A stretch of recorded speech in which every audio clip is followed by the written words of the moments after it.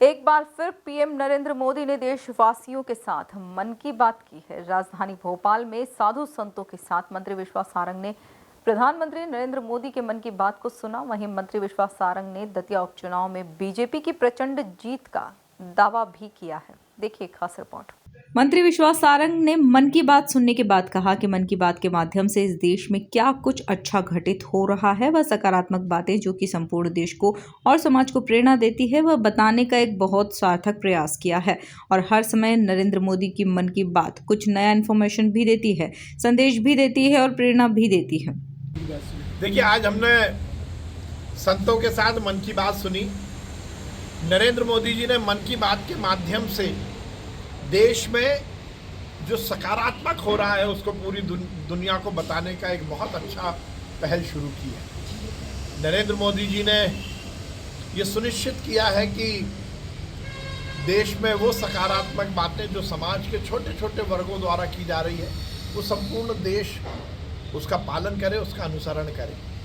मन की बात में चाहे पर्यावरण संरक्षण को लेकर जो उनका संकल्प है, एक पेड़ माँ के नाम, उसमें क्या क्या कुछ वर्ल्ड रिकॉर्ड बन रहे हैं, किस तरह से एक ही दिन में लाखों करोड़ों पेड़ बनाने का हिंदुस्तान में रिकॉर्ड बन रहा है, वो जानकारी दी।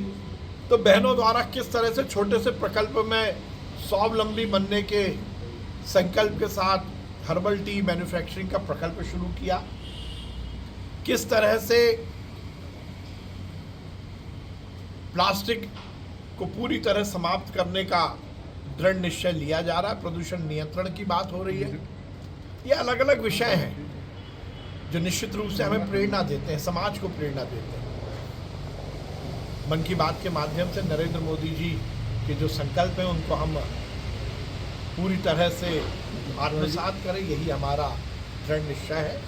आज संतों के साथ, क्योंकि संत और सनातन ये समाज को सही दिशा दिखा सकता है, तो संत यदि संकल्प के साथ आगे बढ़ेंगे और अध्यात्म के आधार पर ये समाज खड़ा होगा तो निश्चित रूप से। मंत्री विश्वास सारंग ने दतिया उपचुनाव पर कहा कि देखिए, दतिया उपचुनाव में भारतीय जनता पार्टी प्रचंड बहुमत से जीतेगी। कांग्रेस बुरी तरह हारने वाली है, इसीलिए गुट और गिरोहों में बटी हुई कांग्रेस का जो स्टार प्रचारक की लिस्ट है वही नहीं आए। कमलनाथ ने दूरी बना ली क्योंकि वह अपने सर पर हार का ठीकरा नहीं फोड़ना चाहते।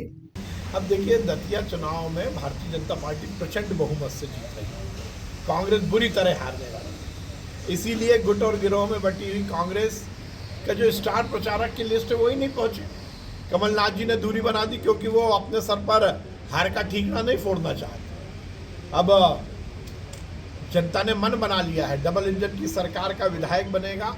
आशुतोष तिवारी जी दतिया के विधायक बन के विधानसभा पहुंचे।